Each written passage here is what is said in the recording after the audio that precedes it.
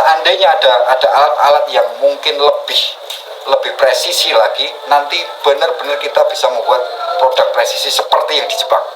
Atau Pak Sandi, halo Pak Sandi, bisa kemudian datang ke Muntuk, kemudian apa sih yang dibutuhkan? Ini kita bisa ngomong dengan detail.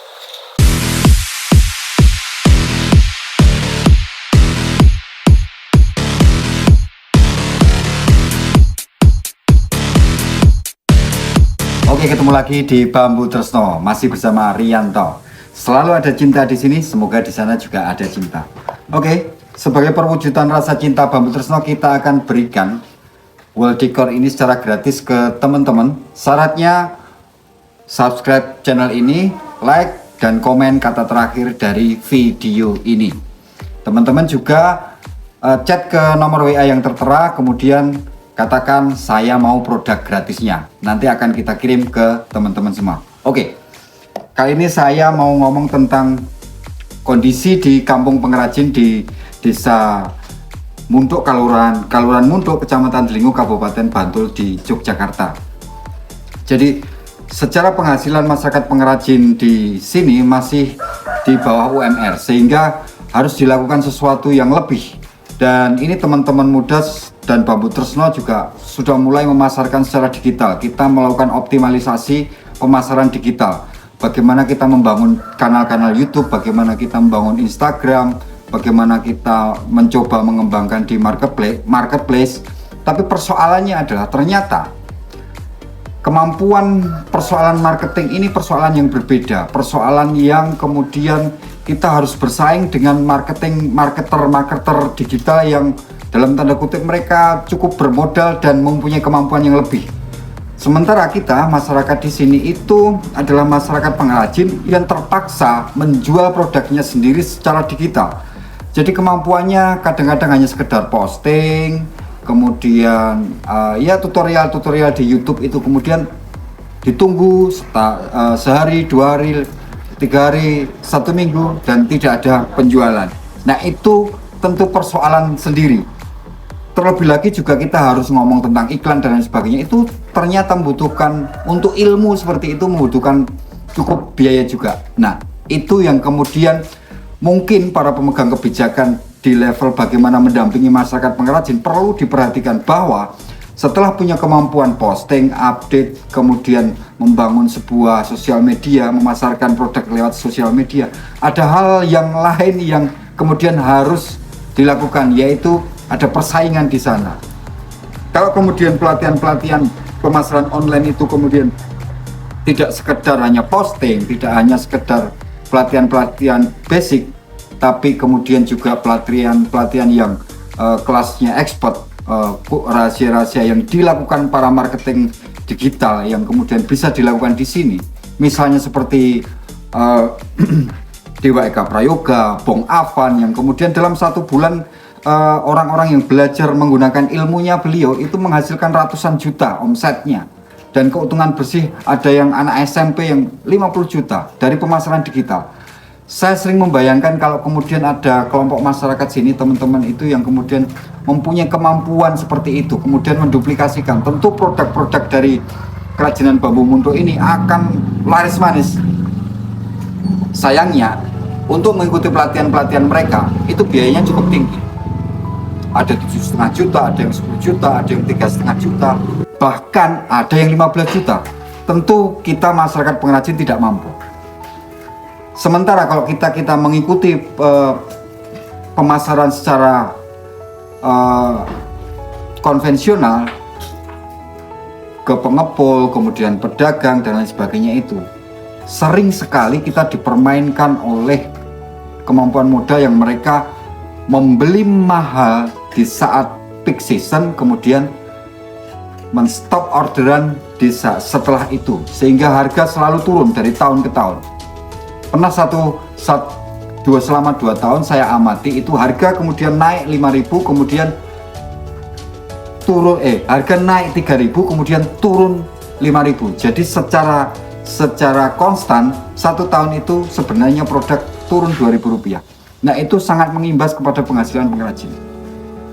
Hal ini kemudian membuat kita mencari gagasan, mencari ide supaya bagaimana kemudian agar kerajinan ini mampu menghasilkan hasil yang lebih.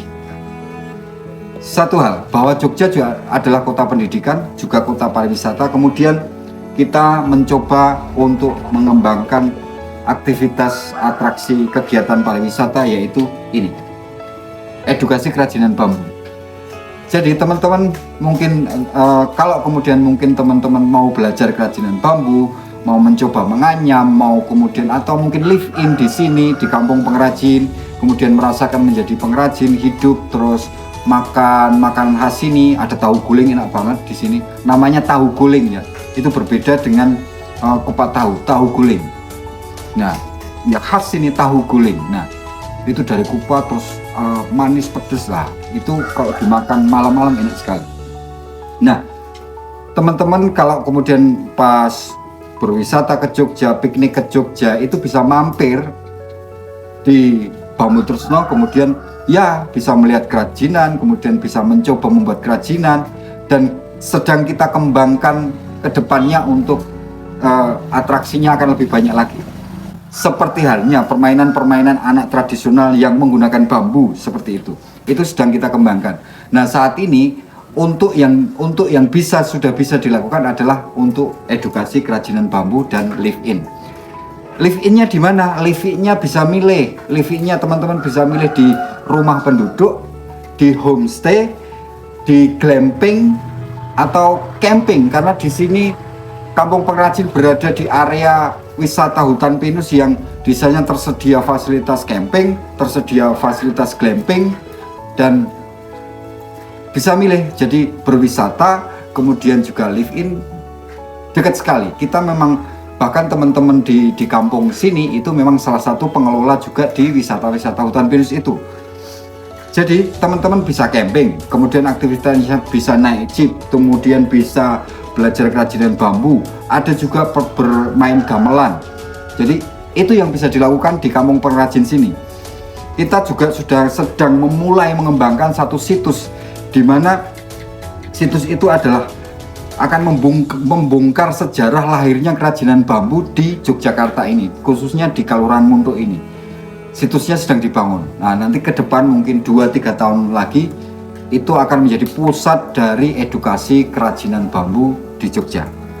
Nah, saya sering membayangkan seperti di Jepang yang kemudian ada sekolah kerajinan bambu yang layak sekali, kemudian peralatannya juga diupdate karena itu menjadi kepentingan dari pemerintah, di mana pemerintah sedang berpihak bagaimana upayanya untuk melestarikan satu warisan budaya itu, dan di sana dilakukan dengan nyata, membuat satu sekolah kerajinan bambu dengan peralatan-peralatan yang kemudian ya sudah modern.